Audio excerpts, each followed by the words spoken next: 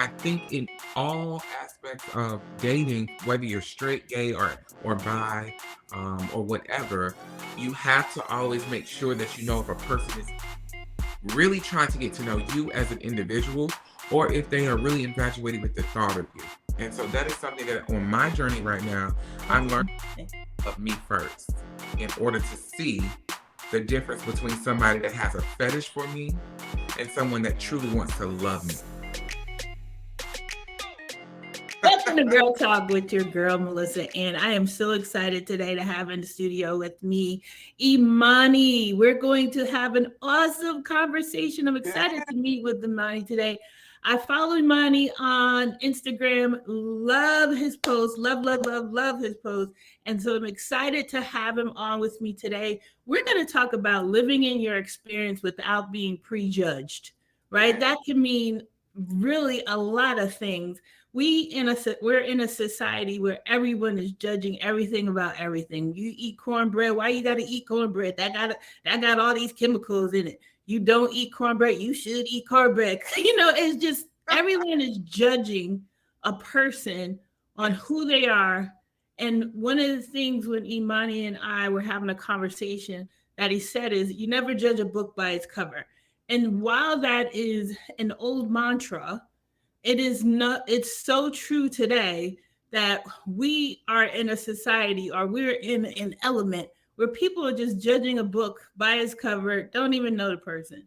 So we're gonna dive into that conversation. Love having a conversation with Imani just in the short period of time that we've known each other because of his free spirit. And so without further ado, I'd love Imani to introduce himself and talk a little bit about how do you live free?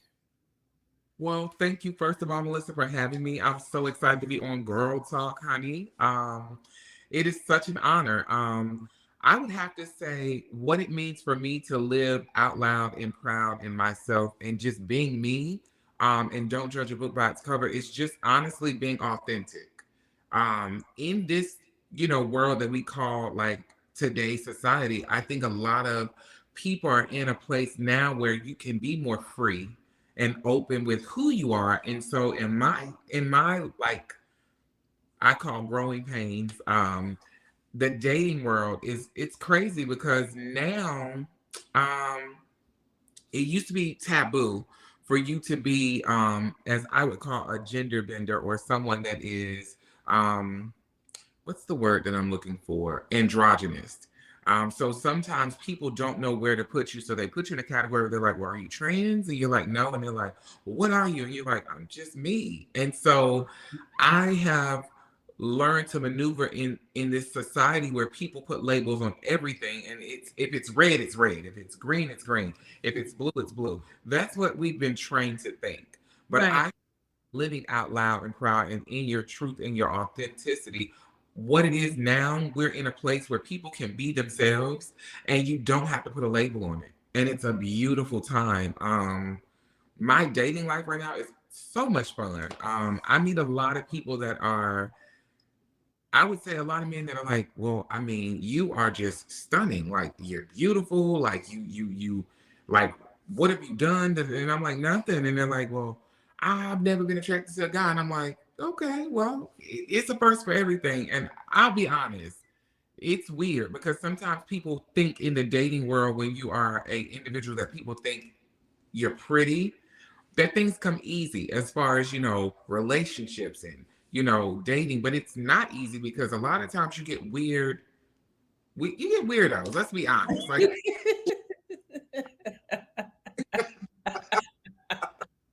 um so it's weird because sometimes I'm like, all right, is this a fetish or are you really trying to get to know me? And so I think in all aspects of dating, whether you're straight, gay, or bi, or whatever, you have to always make sure that you know if a person is really trying to get to know you as an individual or if they are really infatuated with the thought of you. And so that is something that on my journey right now, That's I'm learning interesting. of me first in order to see the difference between somebody that has a fetish for me and someone that truly wants to love me or Wow. date. you had to start somewhere to get to this journey. Yes. So, what was your starting point to get you to where you feel this confidence now and this freedom? I would say probably like when I was about 33, 34. Like I went on a health journey. I like I we talked previously. For anybody that knows me or that follows me, I used to be 389 pounds. And so my biggest insecurity was my weight. And so I always heard in the world in general, like, oh, you're beautiful for a plus size person, or you're beautiful for, Hmm. and I used to be like, well, damn, like that's a backhanded compliment. Why can't I just be pretty? Like, You got a pretty face. Like the yeah, rest of you is effed up. yeah, and that's how it felt. Like I was just a Yeah. Michelin man. Like, I was like, well, damn, am I just a tire? So I learned once I worked on me, because sometimes we look for other people to put the work in for us, on us. And what we really need to do is put the work in on ourselves before we go out to look for someone to love on us the way that we should be loving on ourselves. Because if you love yourself accordingly, then that love that you're meant to have will show itself. And it won't be a secret. It won't be um a second thought. When people genuinely see your light shine and your energy is exuding out of you, it draws people to you. Sometimes it draws the wrong. Okay, sometimes baby, it's like flies, baby. Like, all right, let me, okay, no, not that. But every once in a while you find a couple of princes in that bunch. So I am learning to sift through the bull. But I'm having fun while doing it. I'm in a place now where dating is fun. I don't look at it as something serious starting off. And so that's something that I had to learn, because I'm a Capricorn. I'm a hopeless romantic. To me, if you look at me and wink your eye and say you like me, we go together. Okay?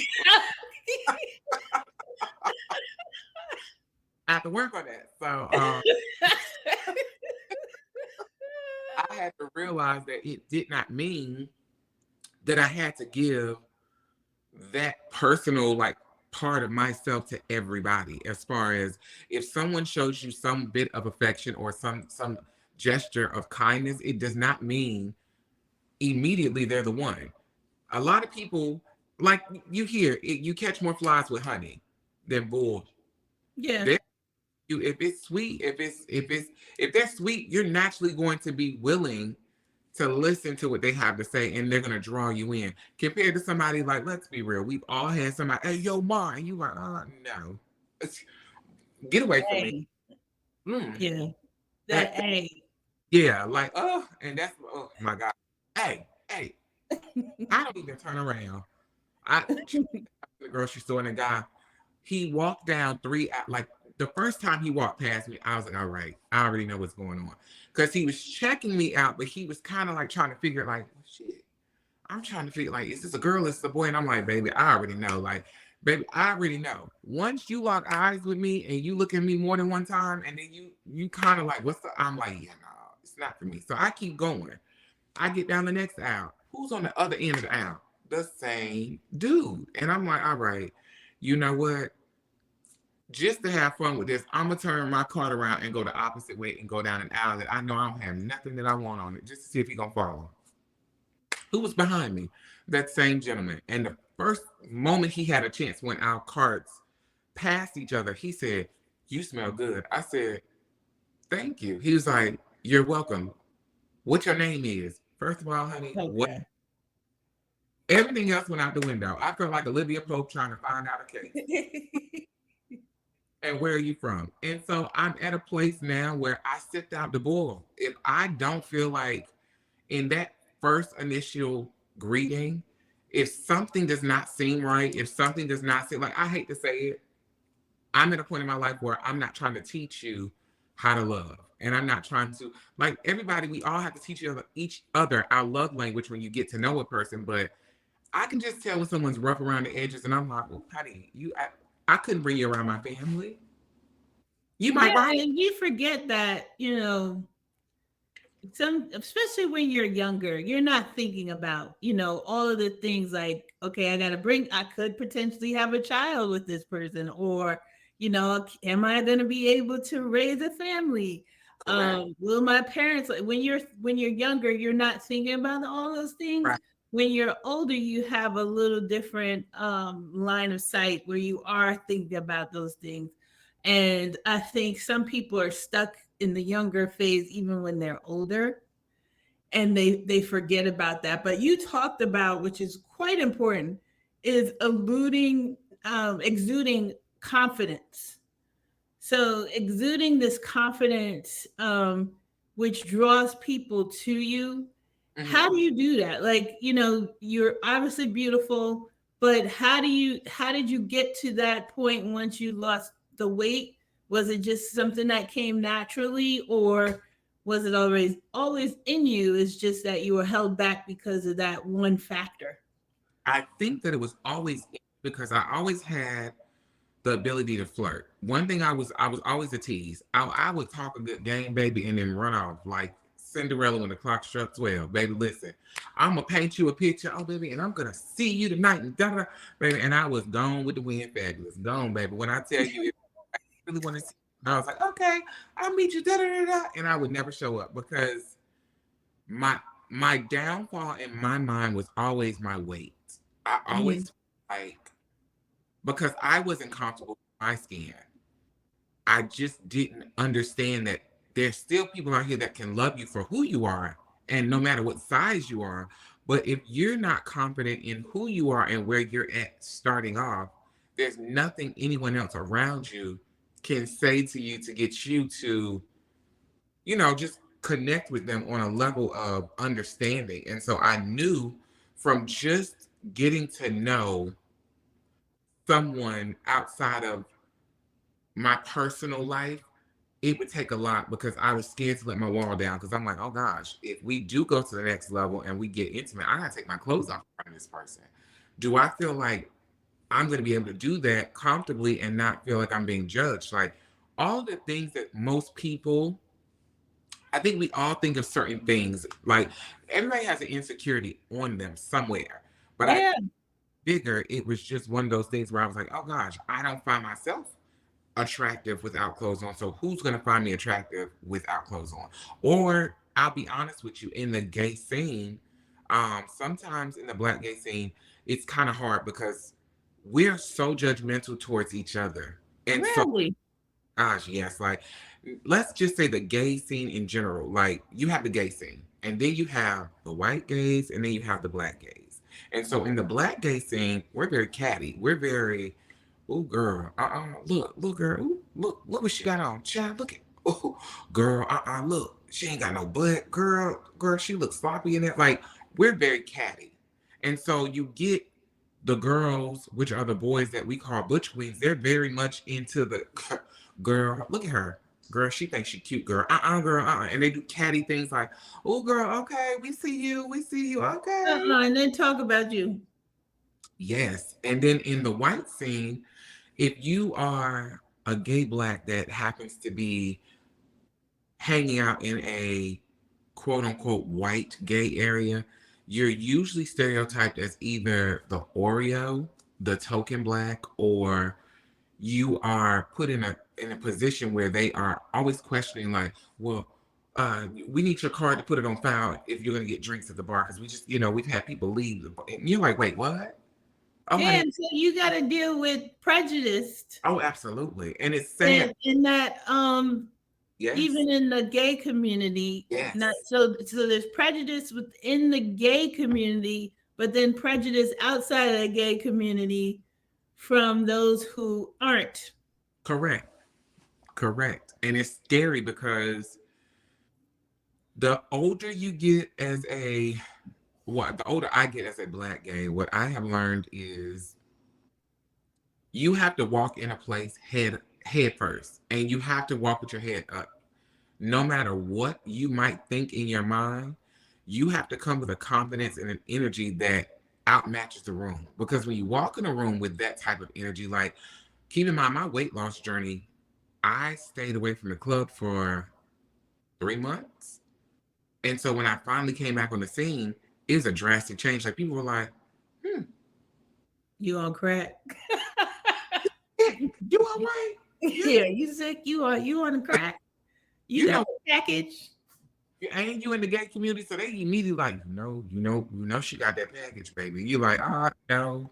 I have a nutritionist, I'm working out, like I got the sleep, but we just immediately think the worst. So a lot of times I think in those kind of spaces it's hard to sometimes date and find your tribe. And so that's why a lot of successful gay black people tend to date outside their race because they feel like they're not able to find their own soulmate in their own race, which for me, I'll be honest, honey, I love chocolate. It's just I'm that girl. Like, baby, I'm a hopeless romantic. I'm gonna find my Prince Charming and he's going to be he's Tall, dark, and handsome. baby. If he could be black as midnight, baby. That would be that would be my king. But if he can't, he could be caramel. He could be light skin, I guess. I'm not knocking it, but like I'm just upset. Like I've always been attracted to darker men. And Now, so some would say that's prejudice within its own. and Right. it's a preference. Like I don't discriminate. I will date any color tone of black men. But my preference, like what makes my knees weak, baby, is a chocolate man. He does not have to be necessarily tall, but if he's chocolate and he's solid, like nicely built, and he got a beard, baby, listen, I don't hear nothing. I hear womp, womp, womp, womp, womp, womp, womp, womp, womp. Charlie So Brown. you're in Atlanta. Yeah, And so obviously, everyone has always said Atlanta is chocolate city. It's the metropolitan for um the LGBTQ plus community. correct. Do you find that is truth? Um, I find that it's some truth, but the issue with it is, again, the category that I fall in for majority of my life, like especially now that I have more feminine features, I get a lot of straight guys, bisexual guys, or guys that don't even know what they like. They just think they like femme. So they like, are you trans? Because I like trans women. I'm like, I'm not trans. And they're like, Wow. you're not trans. And I'm like, no. And they're like, but you got shape. Okay. I don't know what to tell you. Like, it's just a mental thing that I think in the black community, I've learned in the gay black community, it's something about, and even not gay, but just in the black community when it comes to men, men immediately look at shape. If you have somewhat of a shape, they're going to look. Then they're like, oh, okay. I'm kind of with that. Like, okay, I like what I see. But the problem is they don't know because of society how to react to it. Like, I'm not gonna lie, I've met a lot of guys now that are bold. Like they just walk up to me, can I get your number? I think you're very attractive. And I'm like, okay. Well, I'm a dude. And they're like, okay. And I'm like, oh, okay. Huh. Like, cause it's Why do weird. you feel a need to say that? Because I'll be honest, I definitely, because like I said, I'm a gender bender. So a lot of times I might have a bob, I might have curly hair. Like you follow my page. So you see I'm always done. I'm a doll at all times, even without hair, baby. They're like, ma'am, excuse me, can I do that? And I'm like, thank you so much. I don't stand and go like, no, don't call me that. I'm okay with it. But I like anybody that finds me attractive, if they are trying to pursue me, it's my job to let them know what is going on. Because I would never want the mistake of someone trying to say they tried to kill me because I was fooling people. And that is Yeah. the problem with today's society. A lot of the younger youth, and people that were in my age group that I know like are gone now because not necessarily they fooled people, but because they were messing with someone that was down low. And when that person, people started to catch on to like, hey, you messing with such and such, that's a man, right? So you gay. They ended up hurting them, and some of them died, lost their lives behind it. So for me, even though I live my life truly. on my page, I say my pronouns he, him, she, her, doesn't matter. But I let people know what I am born biologically because at the end of the day, people try to make excuses for anything. But I will tell you, if it walks like a duck and it quacks like a duck, it's a duck, baby. Yeah. It goes back to what we talking about, like living in your existence, Mhm. living free in your existence. If those individuals who are on the down low can't, they haven't accepted being free Right. and living in their existence. They feel like they're going to be judged for whatever reason, and probably because of their jobs or whatever it is. So that to me is a them problem. It's not a you problem. I agree. I just always like to be safe in those places because a lot of Absolutely. people don't really give you the opportunity to just be honest with them and tell them like upfront like hey this that and the third like I said a lot of times and everywhere I go I get miss ma'am can I get that and I laugh sometimes because I'm like baby my voice is deep and one of like it's a lot of girls with deep voices and I was like I don't know sis I feel like my voice is real deep she's like no you just sound like you might smoke a little and I was like oh damn Not smoke Newports. Oh, not smoke. You just sound like you smoke a little. Like I'm thankful that I say pretty privilege is real, and it is, and I'm thankful that I am one of those that I walk anywhere amongst any group of people. I travel the country like for work, and I've never been disrespected. I've never been tried, and I'm thankful. Yeah, people stare because they're like, and I had to get used to the staring thing because at first I would get like, the hell they staring at? What's the problem? And one of my friends was like, you're pretty. You're very pretty. Like, I don't think you understand. People are staring at you because they're like, that's a beautiful individual. But when you're not used to that staring, like when I was bigger, I blocked a lot of shit out. So, like, if people came across me and they looked at me, I would look down, I would look away, I would try to act like I was in my phone. I would do anything not to catch that attention because I wasn't sure they were looking at me because they were like, "He too big to be wearing makeup," or Same. Yeah, I've always been a big girl. So even in my 20s, I would walk because, first of all, as a bigger person, I don't know if you experienced this, but you're teased throughout your yeah, childhood. yes, So your esteem is all jacked up. So correct, when you get older, you don't know why somebody are they staring at you because they're picking on you or they're about to tease you. So I used to walk with my head down, yeah. like literally walk with my head down And when you because of the lack of confidence. and if you heard someone laugh or anybody make a gesture, you immediately thought it was to you. So then Yeah, you're yeah, defensive. defense mechanism. Yeah, and then you're looking at people like, "But they staring at? Why they keep staring at me?" Like I was that person, and then I became the person that would try to like make a joke like, child, my big ass chair, I need to get up off this floor and go da da da. I would try to throw a joke in there and pick on myself before someone else would. And Right.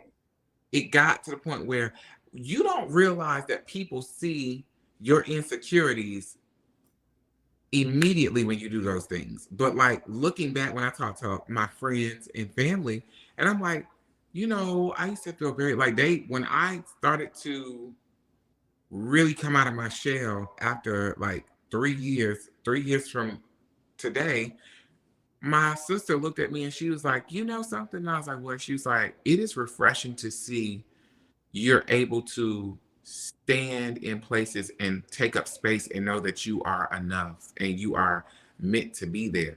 And it made me tear up because I realized, damn, you think you're hiding the feelings that you have, not realizing everybody around you can see the pain and hurt.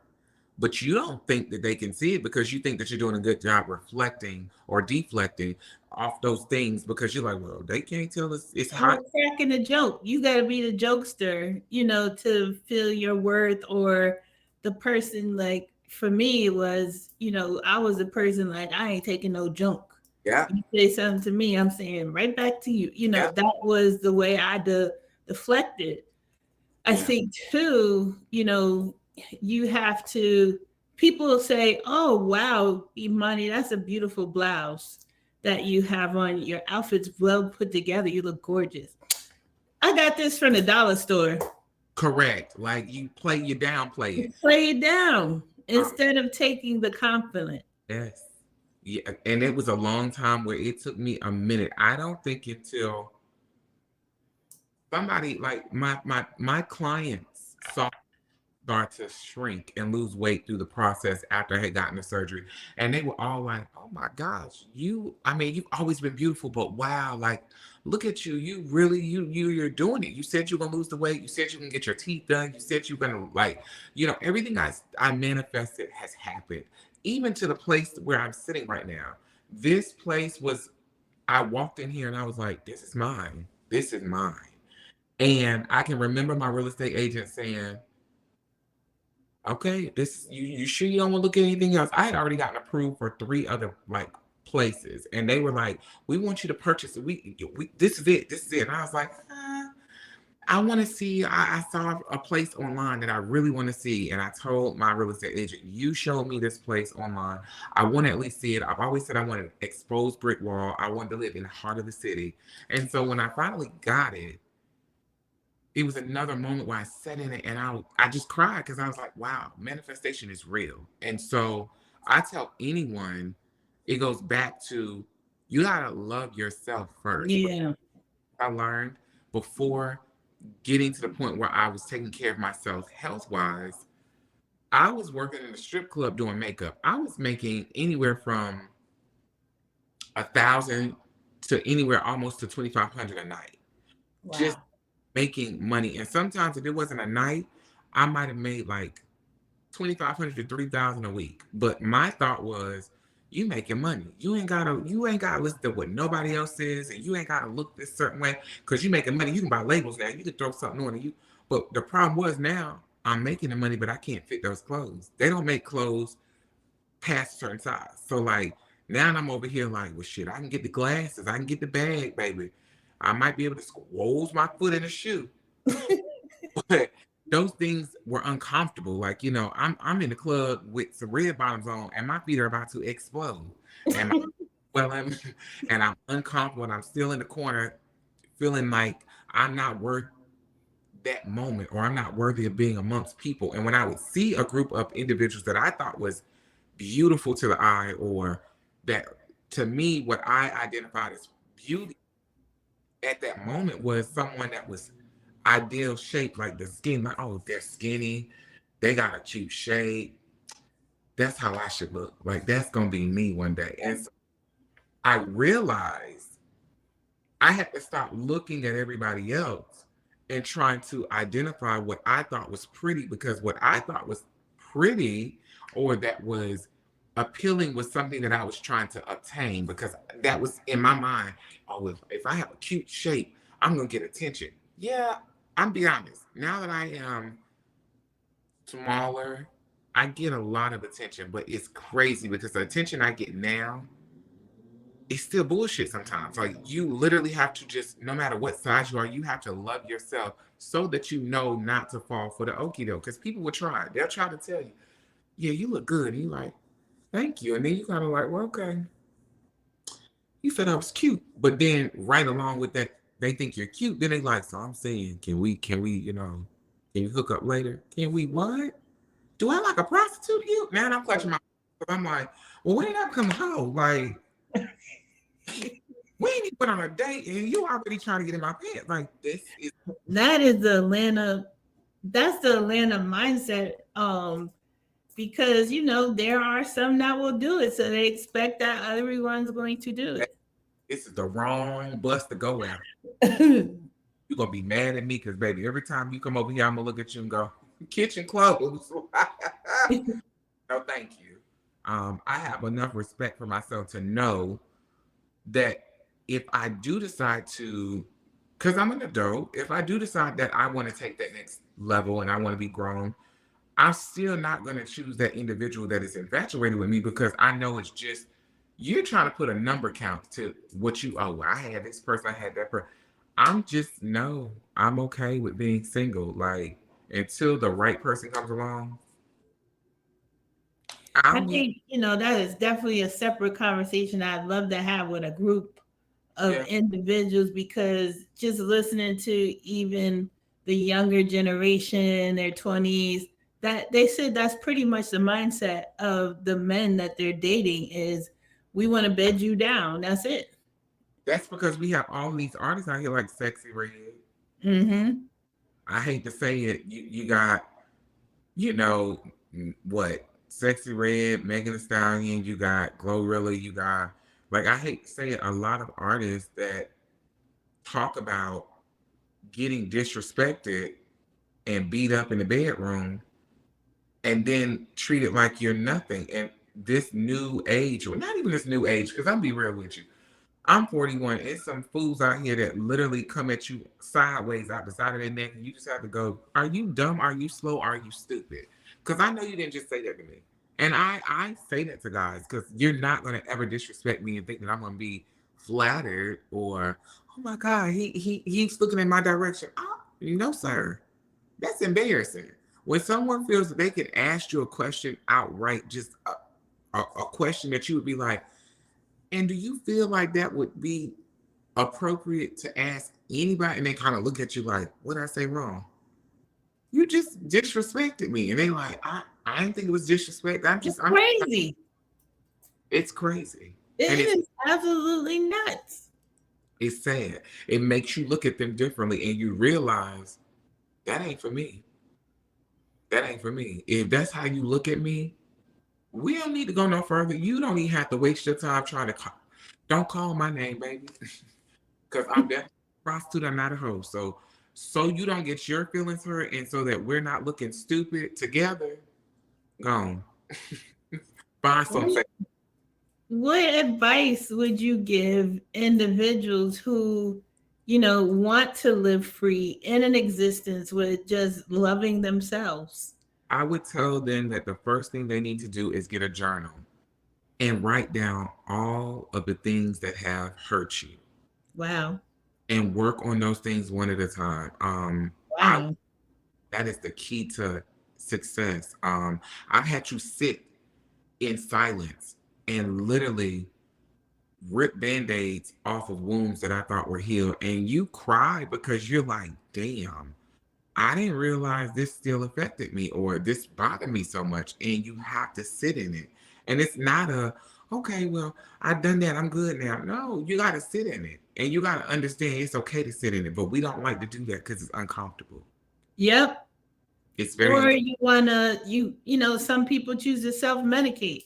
Ooh, that's another thing. I tell anybody and everybody, like, I'm not gonna lie, I used to be one of the, like, before I got my job that I work at now, before that, 3 years ago, well, actually, yeah, 3 years ago, I used to be a weed smoker, baby. When I tell you, anytime, every time, like, I would just smoke. And then I started to realize every time you getting ready to go out or every time you're about to go hang with friends, why is it that you feel like you have to roll up a blunt and smoke a whole blunt or half a blunt to be numb to hang out with people? Either one, these are not your friends, or two, you don't know what it means to actually enjoy life because you Wow.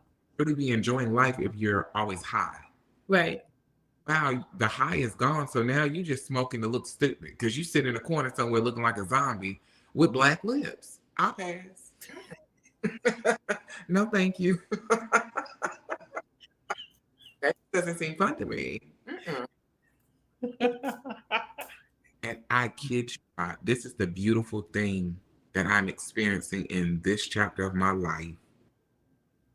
The best thing I get every day, and I mean literally, if I could just walk with a camera crew around, at least every couple of hours, somebody walks up to me and goes, "Excuse me, I just love such and such on you," or "You are so beautiful," or "Excuse me, I love your haircut," or "I just, what are you wearing? That smells so good." It's crazy how energy attracts energy. And a lot of times I'm just in my own zone, but I've learned to like detach from the world and enjoy the moment that you're in.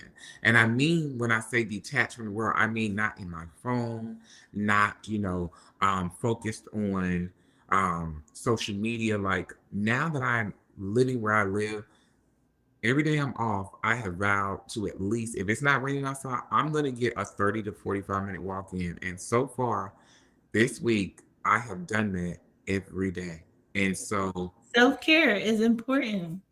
and it makes a difference. And then I just came back from my dietitian, nutritionist, I'm sorry. And she was showing me my blood work. And she's like, can I just say, she was like, your cholesterol's amazing. She's like, your blood work's great. She's like, your iron's a little low. She was like, but other than that, everything is perfect. She was like, I don't know what you're doing, but continue to do it. She was like, it's working for you.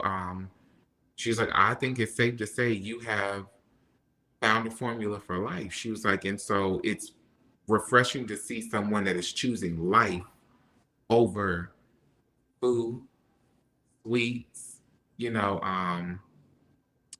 unhealthy habits. Like Yeah. It it, takes discipline. it does, and it's hard. Yeah. You got to add some beets to your diet if you're Yeah, not. I love beets. Yeah. That increase your iron. So as we close, I just want to ask you if you had to redefine "Don't judge a book by its cover," what would your new definition be? that at the end of every chapter, a new beginning waits. And that's the best way I could say it because you really don't know the story. We get to make up our own story. So you can't just because you read Little Red Riding Hood 1,000 times, who's to say that that new version might be different than the old version that you read. There's no rules to life and there's no guide. We are out here leaving carbon copies whenever we get a chance and we're blessed to like touch people's lives. And so I would say, live your life, baby. Live it to the fullest. And always remember, you probably are beating yourself up more than someone outside of your perception of yourself is. I had to learn that because the way I see myself some days, I'm reminded when people say, you are such a beautiful individual, like, damn, okay, come on out. Come on out. You hear what they just said? So I don't know what you see when you look in the mirror, but you gotta put it on. Put it on for the grandbaby, put it on for the world. So yeah. Yeah. I think too, I've heard people say you are someone's dream. Yes. You're doing things that someone else wish they could do, and Yes. you're taking it for granted. That's pretty powerful. Ooh. And that'll make you sit in your shit and go, okay, let me start appreciating where I'm at. Cause like as we know, we only get one life. You One. a sad story behind, or you can leave an adventure behind. And I'm going to live an adventure, baby. I'm going to be able to say I walked fearlessly through this chapter of my life because I know what it's like to be on the opposite side of being feared and being scared and feeling like, you're timid and you can't show up to places. Real quick before we go, that's something I would tell people. Stop doubting yourself because fear you will scare yourself out of every opportunity the world has to offer you because you are just in your head. Live fearlessly. And that means in every aspect. Little things like I used to be scared to walk downstairs to go like grab something to eat because when I was bigger, I'd be like, well, shit, I gotta find something I can put on where I feel like people are not gonna look at me like, look at your big ass. Why you walk? It's sad, but we really get in these mindsets where we beat ourselves up because we see ourselves in a mindset which people don't even, they're not even looking at you like that. Well, I will say, in this society, if you big, you get in the business. Like you read some of these posts, like where no comments in there. Big people get the business. And it's crazy you said that because somebody I told and they did not believe me when I said this. There's a difference that people treat you differently when you are bigger. Because when I was bigger, I got the one thing that used to piss me off. Hey, big dog. Hey, big dog. Hey, big fella. And I used to be like, ooh, now honey, listen. How rude is that? But you know, people do things like that because they're trying to get a rise out of you, or they're trying to make you feel less than, because they're like, oh, you know what? Just in case nobody tells you that, you are big as hell. But what I've learned is that now that I'm on the smaller side of things, like I wear size 12, not the smallest, but I'm smaller. But I will tell you, it's crazy how people do not treat me the same. I still wear the same makeup, I still wear the same wigs, but because people think aesthetically pleasing, I look to them. Now they're like, oh yeah, yeah, you trying to get in here? Like they'll open the door for you, they'll hold the door. Yeah, It's like being fat is taboo. Like that heifer on the View said nobody wants to be fat. who said Joy bought there Joy said that? because Oh, they were talking about Ozempic or something, and she was like, "Well, nobody wants to be fat." and I'll be honest, Well, you don't know someone's story of and that, why they're big.